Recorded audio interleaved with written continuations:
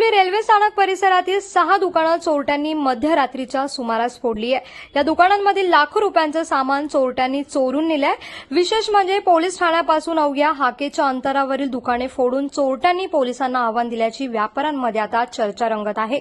वाढत्या चोऱ्यांमुळे डोंबिवलीतील व्यापारी वर्गात आता चिंतेचं वातावरण पसरलंय।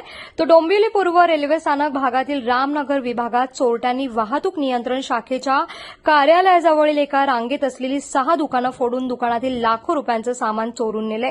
रेल्वे स्थानकाजवळील या भागात प्रवाशांची सतत वर्दळ असते। अशा परिस्थितीत चोरट्यांनी दुकानांमध्ये चोरी केल्याने व्यापारी आता अस्वस्थ झाले आहे।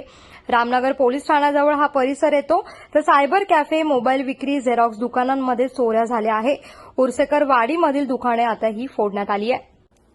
कोकणासह परिसरातील ताज्या घडामोडींसाठी सागर डिजिटलला सबस्क्राईब करा आणि नोटिफिकेशनसाठी बेल आयकॉनवर प्रेस करा।